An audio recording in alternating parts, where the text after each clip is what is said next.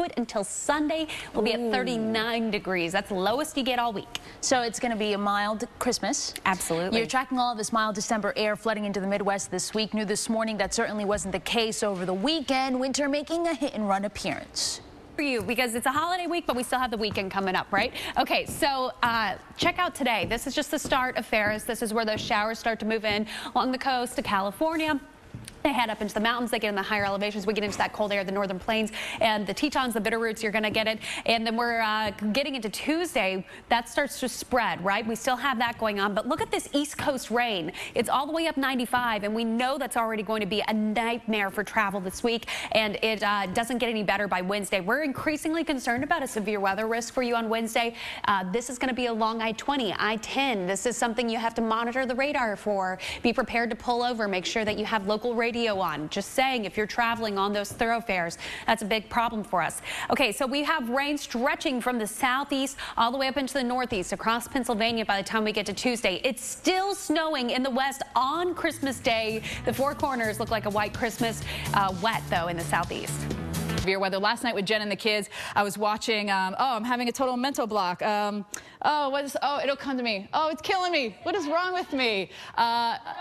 Those reindeer. No. Elf. Duh.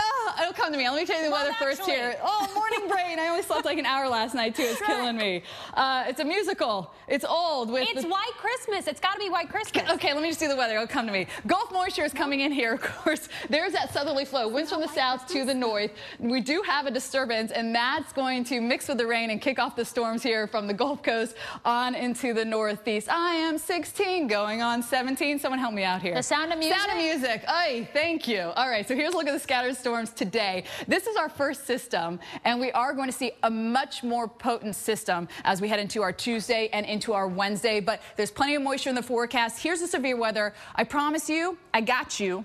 I'm going to break down the severe weather, what's causing it, how long we're going to see it as we head a little bit later in the hour. But this is kind of the appetizer, just a quick overview of the severe weather. And then, Anna Rittis, we're going to see a lot of heavy rain with this system as well. Here into Dixie Alley, our torcons are pretty high, but I'm going to break it all down coming up. Yeah, you definitely want to have your Weather Channel app downloaded on your mobile phone if you are out on the road ahead of this holiday. Let's start with your coast-to-coast stories. We begin with a deadly avalanche in the west. This moisture is coming from, and we are going to see it originating not only from the Pacific, but the Gulf, and with that high pressure off to the east, that southerly flow, we're getting from like 3 different places, the moisture. All over the place, right? Yeah. All over the map. Okay, so that high pressure just scooted just enough that we started to see that moisture yesterday. Yep. Now we're starting to see it produce some showers this morning. It's going to be gloomy in a lot of spots across the southeast. Yeah, it is. And now this moisture is getting everything kind of set up for our severe weather. Remember, moist air is more buoyant than dry air, and you need those dew points really 55 degrees in order to get severe weather, and we already see that. So building it too. It's building and building, and once that energy pops down from the northwest,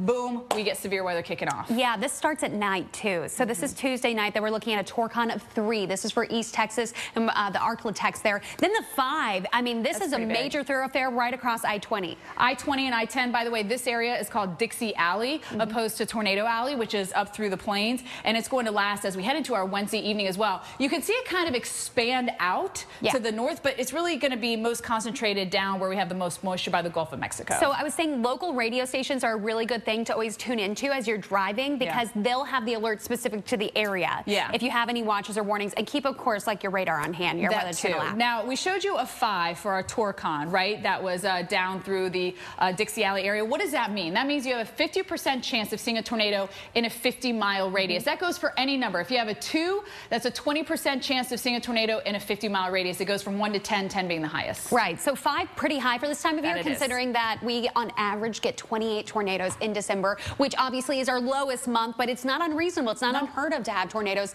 I mean, we saw what happened in Texas just last weekend. Yeah, so here's a look at our tornado risk area, and we're seeing that risk right where we typically see it. And by the way, I want to say not totally out of the ordinary during El Nino year, because we get that active southern branch, you know, and it's the second season for severe weather. They really consider that in the South. A lot of people are aware of it, but if you're driving through that area and you're not as aware of it, you got to be have your heads up now. All right, Anna Rittis. So you guys have been talking about how this potential for a severe outbreak is because of the warm and the moist air and this above average warmth that we've had. The month of December, temperature is certainly the hot topic for business owners who rely on winter profits.